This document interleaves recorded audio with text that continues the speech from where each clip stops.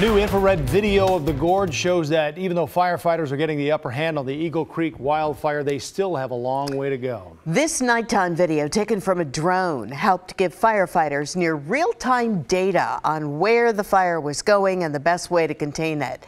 A company called In Situ flew the drone and worked with firefighters on the ground. In addition to helping crews get a better idea of just how big it was, it warned them if the fire was threatening any buildings. Here are today's figures on the Eagle Creek fire. 46% containment, more than 48,000 acres burned. Authorities say there wasn't much activity at the fire lines today, and they are focusing now on suppression and mopping up hot spots. One of the homes lost in this fire is one you may be familiar with. It was known as the Landslide House, something of a tourist attraction in the gorge over the last 20 years. KGW's environmental reporter Keely Chalmers visited the home today, and Keely, you can barely recognize it.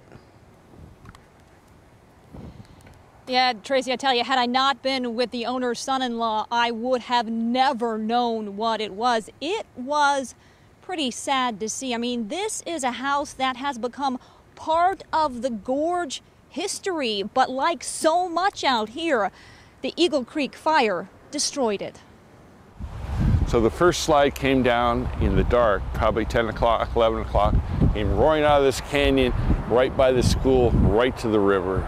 Joe Nolan shows us where the massive February 1996 landslide came racing down the gorge. We're living in the next house past the Busher house. A wall of mud, rocks, and debris swept through the Dodson home of Carol and Hirsch Royce, Joe's in-laws.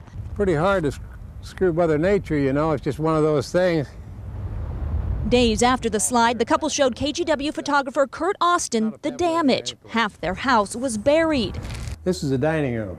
That was the kitchen. Many of their belongings swept all the way out onto I-84. Right now we're standing on I-84 eastbound. Luckily, Carol and Hirsch made it out of the doomed home just in time. I went to the back of the kitchen and I could see it coming. It was about halfway down the field by that tree. For 21 years after that day, the home remained buried. It became known as the Landslide House, but today, it is no longer there.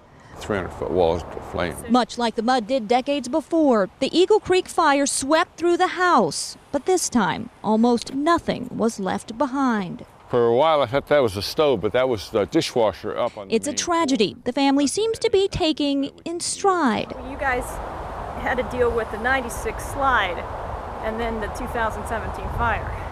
Yes. So is there any chance you can forecast when the earthquake's coming?